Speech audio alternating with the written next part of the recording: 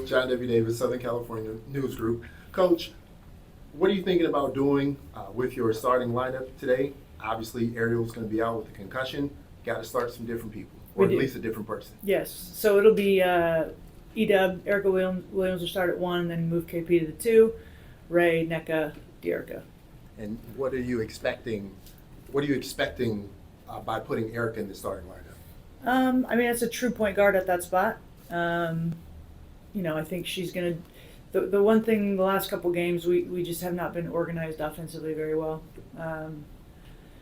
And so hopefully we can just play a little more organized. It's a work in progress. Everybody is at this stage, but particularly for us, with new people and new spots, new positions, in a system that's pretty free flowing by nature, can get a little unorganized, I guess is for lack of a original word. I anticipate us to be a lot more organized today, not just because of the starting lineup, but just because of what we've been working on, watching, talking about, walking through. So that's the hope. Thank you. You bet. Hey, Coach DJ from Revolt. So the Toronto Tempo have some guards with some hot hands around that three-point line. You got Mabry, you got Slim there. Without telling too much of your game plan and your strategy, what are your plans defensively to counteract that three-point shooting from the perimeter? Yeah, well, we got to get up into bodies. Hopefully the thing with, Mabry particularly, she can create her own shot, so we've got to be up on her and not let her get comfortable. She kind of gets into rhythm, similar to like Caitlin Clark, how she you can kind of tell when she's about to shoot it. Mabry does the same thing, and she's dangerous when the ball crosses half court, and if she's on a heater, it's tough. So we can't let her get going. But so get up into bodies. But the big thing when you're playing a team that shoots the ball, you just try to not put yourself in rotations, because that's when the kick out threes are really tough to defend. And we know Julie Alamon, she's, love her. This expansion draft thing is brutal. Yeah. But it is what it is. I'm happy for her. She's being Julie, but she's incredible at finding those kickouts. So we've got to try to contain the ball and not get into rotations. Thank you. Yeah. Let's go to Cameron in the back row.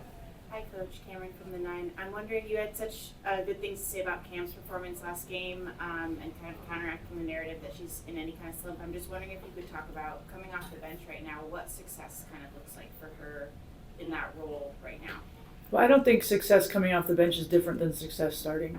I really don't. I think success for any of our guys, whether they're starting or coming off the bench, is to come in and do your job. And so, she is such a presence defensively. The other players are aware of her when you're attacking, and she's in there. It makes you pause a little bit. So just bring that defensive presence that she's able to do. She's worked really hard in the off season on her shooting and skill work, and she looked comfortable. Whatever day we played last, Wednesday. She looked really comfortable, and so that was great to see. And like I said, she's a really good player, a defensive player of the year in the making, and I have every bit of confidence in her. Rashawn on your left side. Hey, Coach. Small sample size, but what have you seen on film that has led to the early success for Toronto defensively? I mean, they're well coached, and they've got a good group. They rotate well. They don't seem to be as out of position at this point in the season as maybe we are sometimes. They're smart. They've got good vets that understand how to play. Slim is really tough on-ball defender. She can make it hard. She's so athletic and long and aggressive. So I think they have a really balanced roster. Marissa, right over here. Hi there.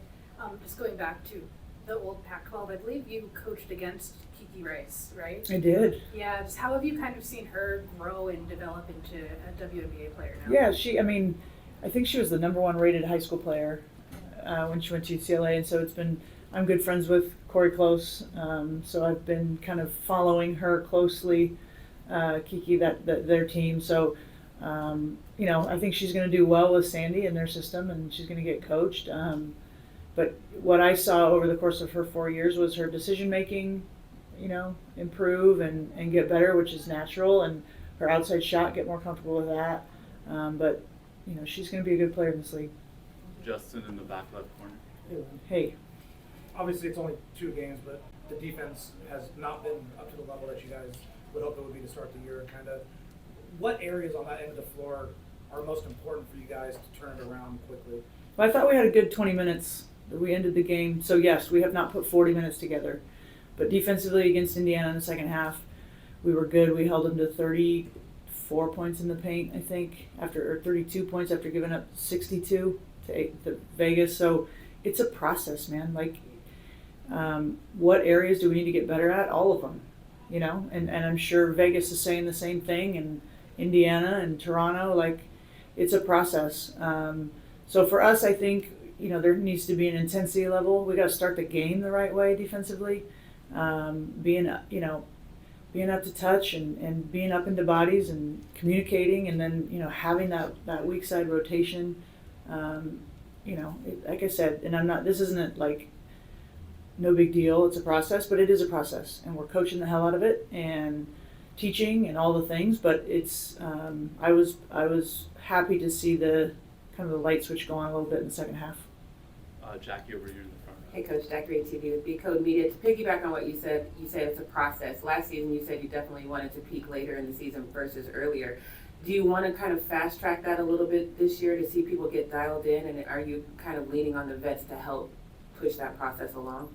Yeah, I mean, this is a totally different year, different team, right? And so coming in last year, we were not predicted to do very well. There was not a lot of expectations on us. And so now there's more, and that's what I want, So, yeah, I mean, we're going to always focus on one day at a time, one game at a time. But it doesn't change the mentality of we've got to be better today than we were yesterday. Whether we're hoping to make a deep run in the playoffs, or we're hoping to make playoffs, or wherever you're at, wherever your team's at, you still have to take it one day at a time. And we've got goals for the season, but today is about being better than we were against Indiana and putting a complete game together. On your left, Nikki. Coach, this is just going a little bit deeper into what you said about the weak side rotation. What is actually happening in that breakdown? Well, they're not going. They're seeing it and then saying no thanks. Got it. I don't know if it's that simple, but we're just not there, and so it's a habit. You just got to form the habits. Mike Hill back to you. Coach, I know it's only been 2 games and you have a lot of new important faces. Offensively, you're going to have those issues early on. What are some positives that you see on the offensive end that kind of gives you hope that you guys can get this thing sparked up? I mean, the talent, that gives me hope. We just have to get more organized and play with some patience, and the ball's got to move. And like I've said many times, like, the system is not scripted, right? It's not you go here, then I go here. There's reads, there's actions. We'll have some neutral sets that are scripted, but just in the flow of the game, it's not scripted. So the chemistry on the floor takes time each season, and then you're adding some big name scorers, right, that are trying to figure out, okay, where, and so that's, I think, what you're seeing. But that's the process part. Like, we cannot panic or push the eject button on what we're doing. Like, we'll be fine. Back to John.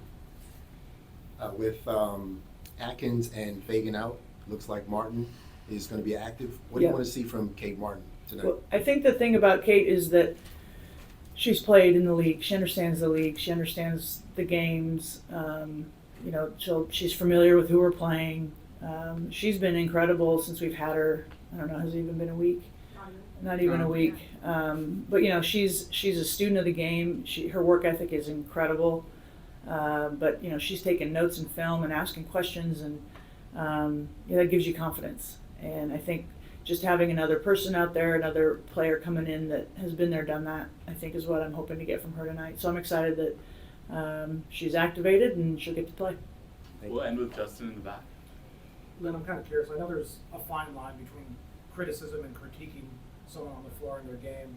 How do you critique someone and kind of go through that process with them while still fostering togetherness in an environment in a locker room while giving them critiques without leaving wounds, so to speak. Yeah, I mean that's leadership, right? That's coaching.